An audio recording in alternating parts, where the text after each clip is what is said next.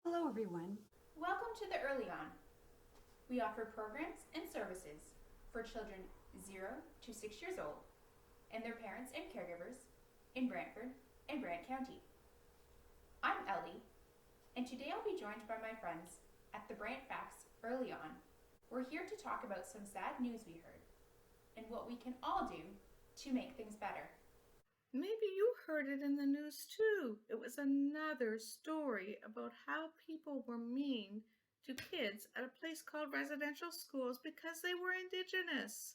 We were very sad to hear this because we care about all children and our Indigenous friends and neighbors. Today's story, You Hold Me Up, is a reminder that all my Indigenous friends have the right to be happy, healthy, safe, and proud of who they are. The story is a reminder to me and to all my non-Indigenous friends to be good listeners with big hearts, who show kindness to our Indigenous friends and neighbors. The story was written by Monique Gray Smith, who is of Cree Lakota and Scottish ancestry, and was illustrated by Danielle Daniel. You Hold Me Up. This book was written in the spirit of reconciliation and is dedicated to the children, families, and staff of Aboriginal Head Start programs.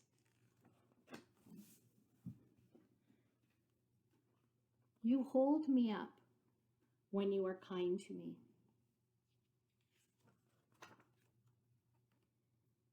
When you share with me.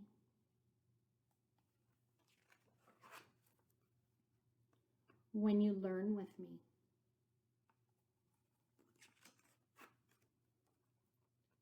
You hold me up when you play with me.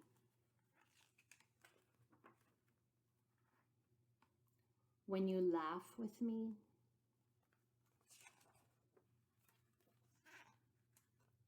When you sing with me. You hold me up when you comfort me.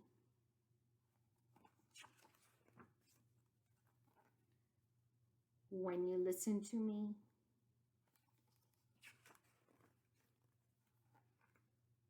When you respect me.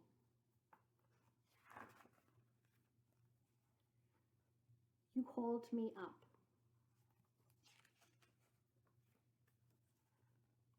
I hold you up.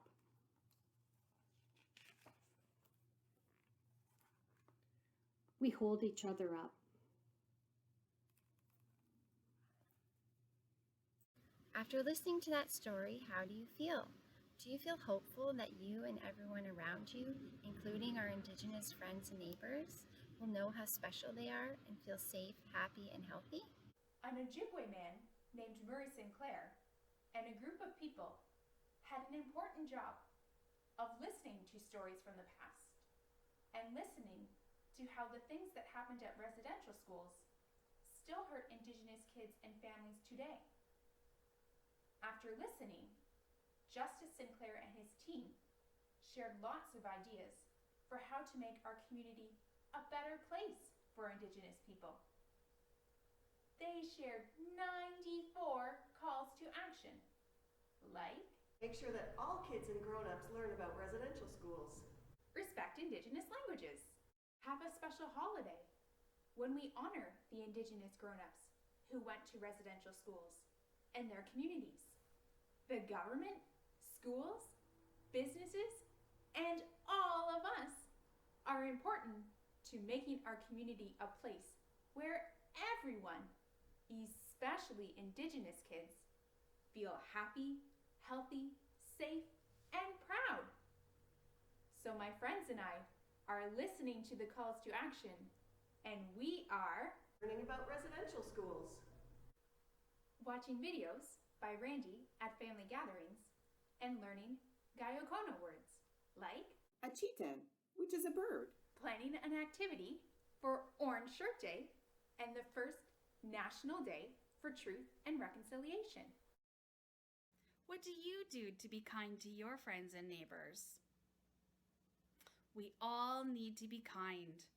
My non-Indigenous friends have an especially important job to make sure our Indigenous friends feel special, so you can join the calls to action. You can borrow books from the library,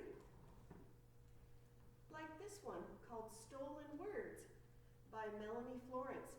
She is of Cree and Scottish descent. You can watch early on videos by family gatherings to learn words in Gayakono and Mohawk. Wear your orange t-shirt and participate in community events on September 30th. And like our story said, we can all be kind, share, learn, play, laugh and sing with each other, comfort, listen to, and respect each other. Let's hold each other up. Every child matters. Thanks for joining our early on activity today. If you are experiencing pain or distress as a result of a residential school experience, the Indian Residential Schools Crisis Line is always open.